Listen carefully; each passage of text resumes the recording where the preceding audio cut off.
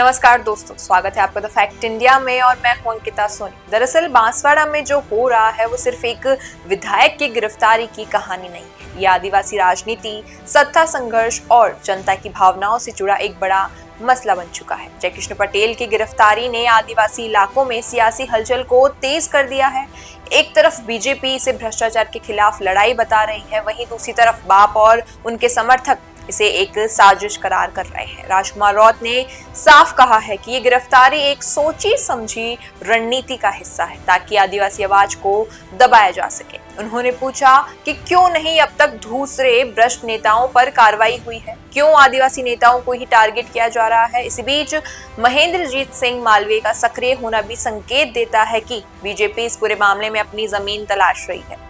मालवीय पटेल पर लगातार आरोप लगा रहे हैं, कभी उनके परिवार की संपत्ति को लेकर तो कभी सरकारी योजनाओं के दुरुपयोग को लेकर। लेकिन सवाल ये है कि मालवीय की सक्रियता क्या वाकई भ्रष्टाचार के खिलाफ है या फिर ये भी एक राजनीतिक चाल है, या फिर इस इलाके में पैर जमाने की कोशिश कर रहे हैं मालवीय। पोस्टर पॉलिटिक्स की बात करें तो ये अब राजस्थान की राजनीति का नया ट्रेंड बनता जा रहा है। पहले विरोध प्रदर्शन होता है, फिर अब पोस्टर को लेके विरोध किया जा रहा है। पटेल के खिलाफ लगे पोस्टर साफ तौर पर बीजेपी की ओर से लगाए गए हैं, लेकिन उसमें कोई आधिकारिक नाम नहीं है, यानी नाम बिना पोस्टर, जिससे साफ है कि कोई पार्टी खुलकर सामने नहीं आना चाहती है, लेकिन संदेश भी देना है। उधर राजकुमार रौत ने भी जवाबी हमले में देर नहीं की। उन्होंने बीजेपी के कई नेताओं के पुराने स्कैम की खबरें निकालकर लोगों को याद दिलाया कि भ्रष्टाचार सिर्फ एक व्यक्ति तक सीमित नहीं है, इस पूरे प्रकरण में आम जनता भी उलझन में है। एक तरफ भ्रष्टाचार के खिलाफ गुस्सा है तो दूसरी तरफ आदिवासी पहचान और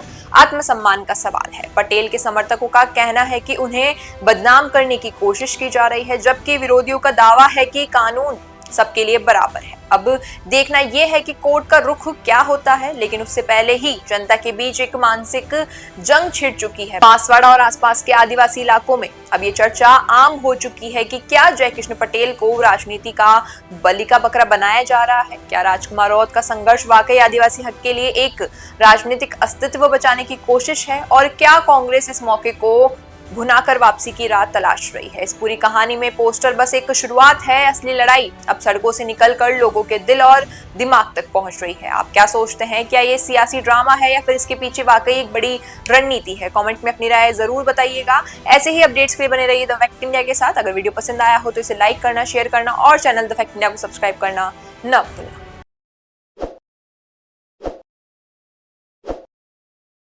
ताज़ा खबरों के लिए विजिट करें द फैक्ट इंडिया की वेबसाइट और डाउनलोड करें द फैक्ट इंडिया ऐप।